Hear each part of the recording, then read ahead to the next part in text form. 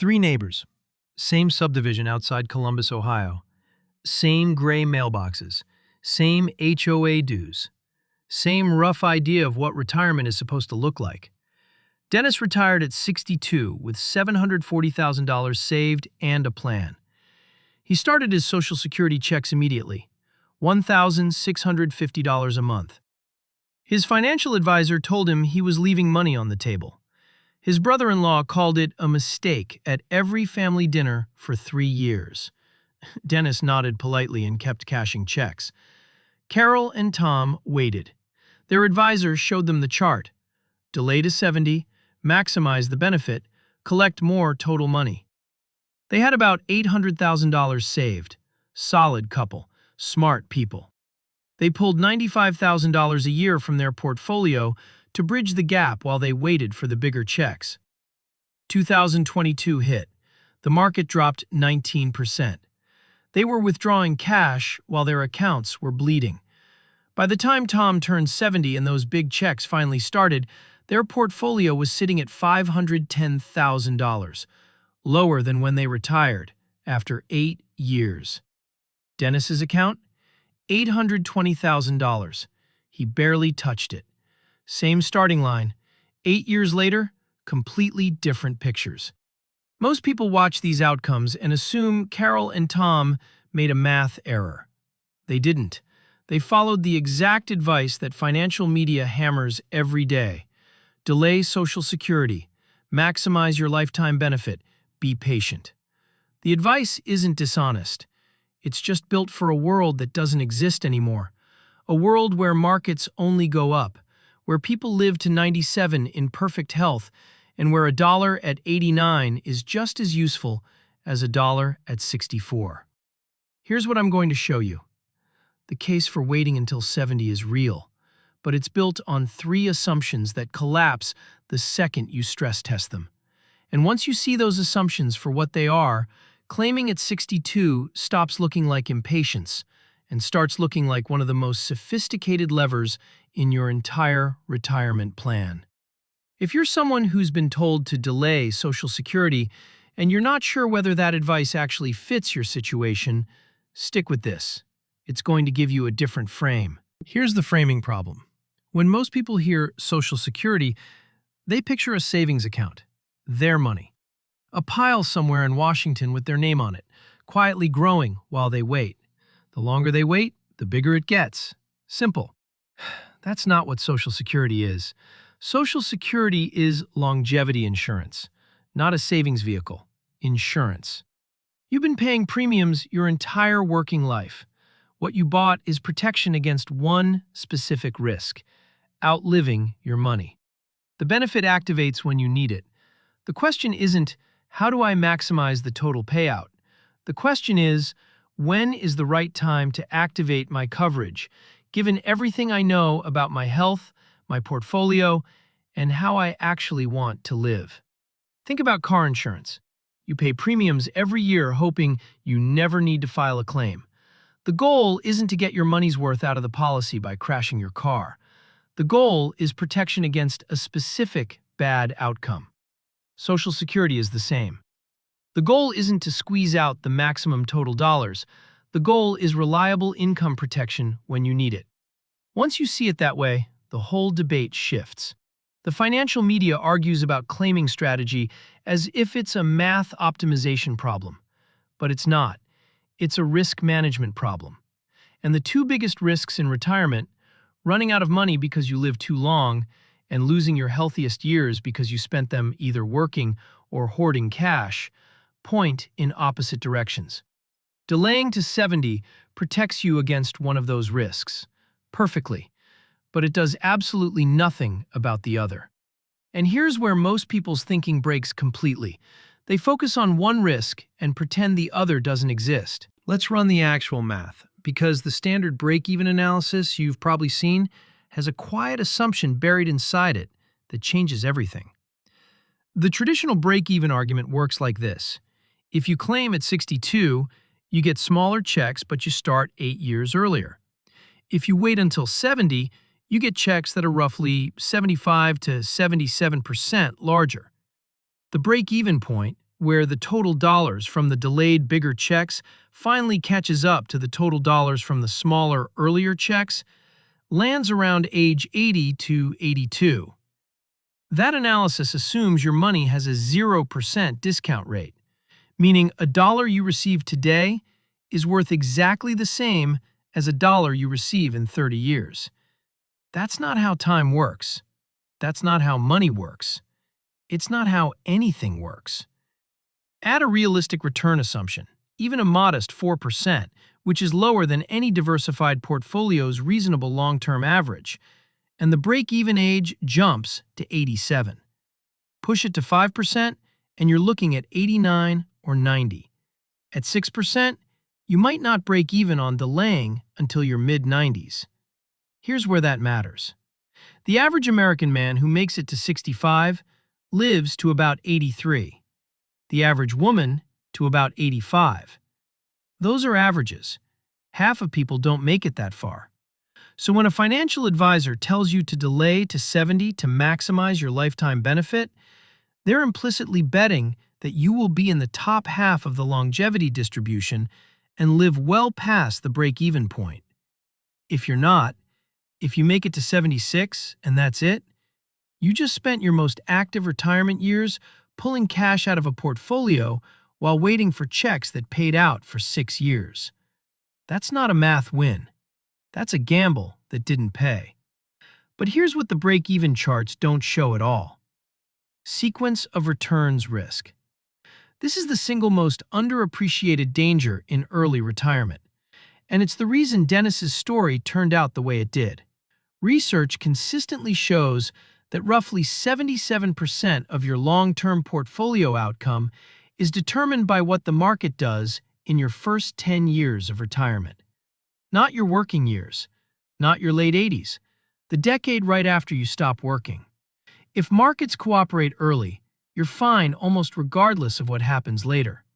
If markets crater in your first 3 to 5 years while you're withdrawing cash every month, you can cut portfolio withdrawals to almost nothing and still end up worse off than you started. This is called sequence risk, and it's brutal. Here's the mechanism. When you withdraw 4% from a $900,000 portfolio, you take out $36,000. If the market drops 20% that same year, you're now taking $36,000 from an account worth $684,000 after the loss. That's a 5.3% withdrawal rate. You haven't changed your spending. But your portfolio is now working from a significantly lower base, and it has to earn its way back up to where it was while you're still pulling money out every month. If you have a Social Security check coming in, even a smaller one from claiming at 62, you can dramatically reduce those portfolio withdrawals in the early years. You let the market recover without pulling cash during the downturn. Your account compounds from a higher base. This isn't hypothetical. Think about someone who retired in October of 1973, right before one of the most difficult stretches in modern U.S. market history. The S&P 500 dropped nearly 48% from early 1973 to late 1974. Inflation was running at 11% per year. Anyone withdrawing from a portfolio during that window got hit twice: declining account values and rising costs at the same time. A retiree with Social Security income had a buffer. A retiree who was waiting until 70 for the bigger check was forced to sell depreciating assets to cover living expenses. Those shares never came back in the way they would have if left alone. Now meet Sandra and Ray. Ray worked corporate finance in Indianapolis for 31 years. Sandra ran a small accounting practice. They're both 62. Combined portfolio? $1.1 million. They want to spend $90,000 a year. Ray's Social Security benefit at 70 would be $3,400 a month. Sandra's would be $1,750. Standard advice? Wait. Both of you. 8 years. Maximize the benefit. But here's what that actually requires. They need to pull $90,000 a year from their portfolio for 8 years while waiting. That's $720,000 in withdrawals before either check starts. If the market has one bad stretch in that window, and historically there's about a 40% chance of a significant drawdown in any given 8-year period, the sequence damage could be severe. Their Monte Carlo simulation under that scenario shows a 69% probability their money lasts to age 95. Now flip the script. Sandra claims at 62. She brings in $1,300 a month. Not huge, but it reduces their required portfolio withdrawal from $90,000 to $74,400 a year. Ray waits until 70, maximizes his benefit, which tops out at $3,400 a month. Once his check starts, they're pulling less than $50,000 a year from the portfolio. Their Monte Carlo under this scenario: 86% probability their money lasts to age 95. Same people, same money, same spending, 17 percentage points of difference in their long-term survival odds, from one strategic decision about when Sandra activates her coverage. There's also a psychological dimension buried inside sequence risk that doesn't get enough attention. When your portfolio is falling and you have no income coming in, the pressure to do something, to sell, to change strategy, to panic, becomes overwhelming. Most people don't fail retirement because their math was wrong. They fail because they couldn't emotionally handle watching their account balances drop while writing checks to cover groceries. A reliable monthly Social Security deposit, even a modest one, functions as an anchor. It doesn't just reduce withdrawal pressure mathematically, it reduces the psychological pressure to make panicked decisions in year 2 of a market downturn. And there's a tax dimension here that most people miss entirely. The window between 62 and the start of required minimum distributions from retirement accounts, that clock starts at 73 now, is the single best opportunity most Americans have for tax planning. Traditional IRA and 401k balances are taxable at ordinary income rates when you withdraw them.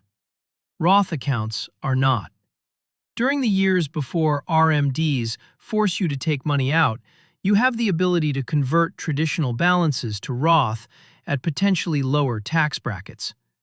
If Sandra's early Social Security check is covering part of your living expenses, and Ray hasn't claimed yet, they can convert $40,000 or $50,000 per year from their traditional IRA to Roth, paying tax now at a relatively modest rate, before both Social Security benefits are active and pushing their income into higher brackets.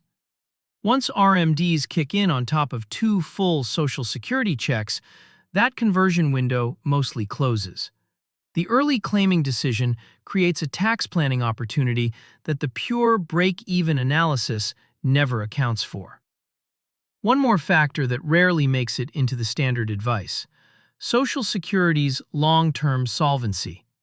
The program's trust funds are currently projected to face a funding shortfall by around 2033 to 2035, depending on which actuarial estimate you use. If Congress doesn't act, and historically Congress tends to act very late, automatic benefit reductions of roughly 23% would kick in. For a couple receiving $3,800 combined per month, that's an $874 monthly cut, more than $10,000 a year in lost income. Most planners wave this away as a political risk that will get resolved. Maybe it will. But plenty of people who claimed in their early 60s before 2033 will have collected years of full benefits, regardless of what Congress decides. That's not the primary reason to claim early, but it's a real factor that belongs in the conversation. There's another dimension to this that no spreadsheet captures, and it's the one that changes the emotional weight of the decision: healthspan versus lifespan. Your lifespan is how long you live. Your health span is how long you're healthy enough to actually do the things you want to do with your life. Those two numbers are not the same, and the gap between them tends to matter more than any break-even calculation. Most people's retirement breaks into three phases, whether they plan for it or not. The go-go years, your early to mid-60s, maybe into your early 70s if you're lucky, when you're healthy, energetic, and physically capable of doing almost anything. The slow-go years, mid-70s to early 80s, when you're still functional, but the body is starting to make its preferences known. And the no-go years, late 80s onward, when most of your energy and resources are going toward managing health rather than living. Here's the uncomfortable math. $35,000 at 63 can take you and your spouse to Portugal for 3 weeks. You can walk the hills of Lisbon, drink the wine, stay out too late. $35,000 at 88 pays for a home health aide and nicer meals at the assisted living facility. Both are real uses for that money, but they are not the same experience.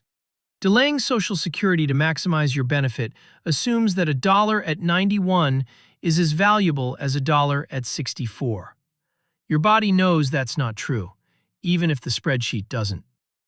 And here's the part that hits hardest. You don't get to run this experiment twice. Life is a single pass. If you delay to 70 and die at 74, you spent your healthiest years either working to fund the gap or watching your portfolio shrink while you waited for checks that paid out for 4 years. You can't go back and take those trips. You can't go back and have those years with your grandkids when they were young and you were healthy. The conventional wisdom is built for the world where you optimize correctly, live to 97, and collect the larger checks for 27 years. That world exists. Some people live there. But most people don't. You get one outcome. Optimize for the range of outcomes that are actually likely, not just the one where everything goes perfectly. There are 3 places where this actually changes what you do. First, run your own break-even with a realistic discount rate, not 0%. Use 4% as a floor. That's lower than a simple balanced portfolio's historical average. With a 4% discount rate, delaying from 62 to 70 doesn't break even until somewhere between 87 and 90, depending on your specific benefit amounts.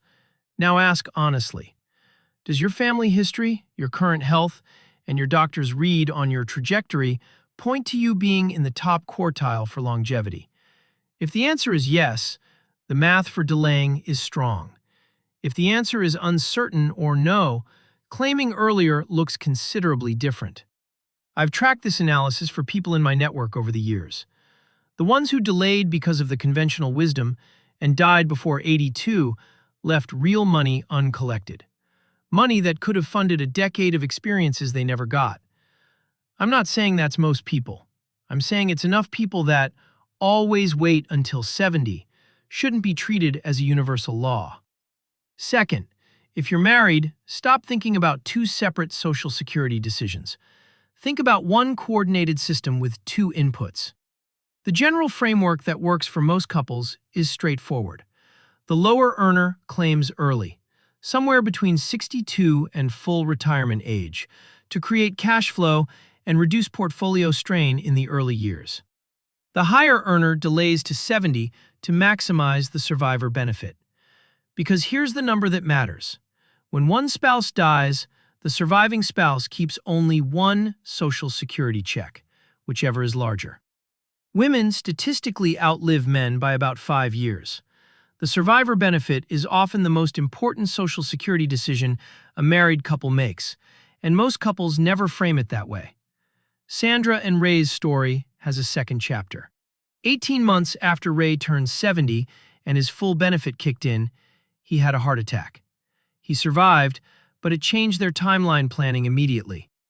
Sandra still has her early claim check. Ray's benefit is at its maximum. If Ray dies before Sandra, and statistically that's more likely than the reverse, she steps up to his $3,400 monthly check. That benefit is the financial foundation for potentially 15 to 20 years of Sandra's life. It was worth building it to its maximum value, even if it meant Sandra taking a smaller check earlier. Third, look at your spending psychology honestly. There's a pattern I've seen repeatedly. People who have a reliable Social Security check coming in actually spend money in retirement. People who are purely portfolio dependent often spend less than their plan allows, not because the math doesn't work, but because pulling money from an account feels like destroying something. Every withdrawal feels like a permanent loss. Social Security income feels different. It's a paycheck. It replenishes monthly. It doesn't require you to decide how much of your life savings to consume this month. For people who are naturally conservative spenders, a guaranteed income floor often unlocks the ability to actually enjoy the money they spent 40 years building. That's not a math calculation. That's behavioral reality. And behavioral reality is what actually determines your retirement, not the theoretical optimal strategy on a spreadsheet you printed out in 2019. Back to Dennis, the neighbor who claimed at 62 while his financial advisor quietly disapproved and his brother-in-law argued across the Thanksgiving table. Dennis spent his first 3 retirement years doing exactly what he'd planned. He and his wife drove the Pacific Coast Highway. They rented an apartment in Tucson for a winter. They were at every one of their grandson's Little League games. His portfolio, barely touched while Sandra's small check covered the basics, compounded quietly in the background. Carol and Tom got their larger checks eventually, and they have more per month than Dennis does. The math on the check itself worked out exactly as advertised. What the math didn't account for was 2022, or the $280,000 they pulled out during years when the market was down, or Tom's knee replacement at 67 that slowed them down earlier than either expected. The conventional wisdom isn't lying to you. Bigger checks are bigger checks. For the person who lives to 95 in good health, with a portfolio that never has a bad 3-year stretch during the withdrawal phase, delaying is likely the right call. That person exists. That scenario is real. But the advice that gets repeated on every financial podcast and in every retirement planning article is optimized for that one scenario. It doesn't say, unless your portfolio hits a bad market in the early years, unless you die at 76, unless you spend those 8 years in a slow financial deterioration waiting for checks that come too late. There's no universal right age to claim Social Security. There's only the age that fits your health, your portfolio mechanics, your tax situation, your spouse's situation, and the retirement you actually want to live, not the one that maximizes a theoretical number on a break-even chart you might not be around to see. The optimizers will tell you Dennis left money on the table. Dennis is planning a trip to Iceland next spring. If you've been wrestling with this decision and this reframe changed how you're thinking about it, drop a comment with your situation. Are you Team 62, Team 70, or somewhere in the middle? I read every one. And if someone in your life is about to make this decision based on the standard advice, share this with them first. It might be the most useful thing they watch before they file.